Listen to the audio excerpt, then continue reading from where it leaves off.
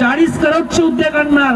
म्हणजे जागा औद्योगिक क्षेत्र MIDC एरिया झालाय पोंभुर्ण्यामध्ये, ते फक्त हे एक 52 हेक्टर आहे. जर 40 करोडचा प्रोजेक्ट जर इथं आणतो म्हटला ती जागाच पुरणार नाही. म्हणून तुम्हाला सांगतो की भूलतापणा बळी पडू नका.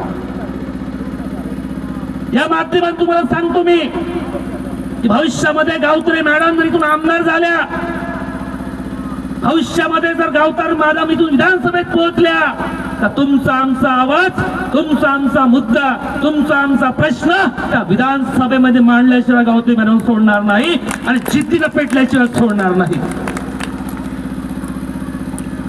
आमच्या भगिनी डॉक्टर बाबासाहेब आंबेडकर म्हणायचे की माझ्या मताची फक्त 5 लोक आम्हाला हवीत, नकोत. अरे 5 लोक जर या विधानसभेमध्ये कार्यरत असतील तर 5 लोकांची डोकं 5,000 लोकांना, 5,000 डोकं 50,000 लोकांना मोटिवेट करू शकते. ही शक्ती आमच्या वैचारिक लोकांमध्ये आहे. आमच्या भगिनी सुद्धा कमी नाहीत. अरे लाडकी बहीण आणली काय म्हणे 1,500 दिले, काही होतं का हो? अरे 1,500 देऊन आम्ही गुलाम करण्याचं काम तुम्ही करताय. 1,500 आम्हाला तुमचे नकोत. आमच्या पोराला रोजगार द्या. आमचं पोरग शिकलंय, आमचं पोरग डिग्री घेऊन मोठं झालंय, त्या डिग्रीच्या आधारावर त्याला जे काम मिळतं ते त्याला काम द्या. आम्हाला 1,500 नकोत. आणि प्रश्न केला पाहिजे जे कोणी मोठे बलाढ्य लोक आहेत, मग ते काँग्रेस असेल, BJP असेल, मग इतरही पक्ष असतील, त्यांना प्रश्न आपण विचारला पाहिजे.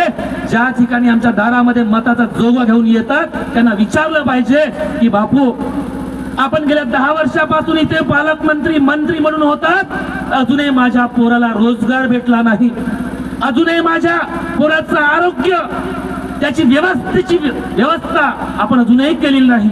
इतकी मोठी बिल्डिंग बांधली पोंभुर्ण्यात पण तिथे डॉक्टर सुद्धा उपलब्ध नाहीत. हो आलं ऍक्सिडेंट झाला, तापही आला, डायरेक्ट चंद्रपूर रेफर. आणि साधं पोस्टमॉर्टम सुद्धा होत नाही. या ठिकाणी पोस्टमॉर्टमच्या ठिकाणी पैसे मागतात. PMची सुद्धा अवहेलना, म्हणजे एका मृताची सुद्धा अवहेलना केली जाते. ही फार मोठी शोकांतिका आहे भाऊ. हे सगळं राजकारण बंद करा. आज जनता सुज्ञ नागरिक झालेले आहेत, सुजाण झालेली आहे. आज तुम्हाला माफ करणार नाही. तुम्हाला या ठिकाणातून तडीपार केल्याशिवाय ही जनता सोडणार नाही. तुम्हाला नक्कीच इथून तडीपार गावकरी माध्यमाच्या माध्यमातून होणार आहात. लक्षात ठेवा. मी थांबतो. इतरही मंडळी, इतरही वक्ते बोलणार आहेत. सर्वांना जय सवा, जय भीम, जय विधान.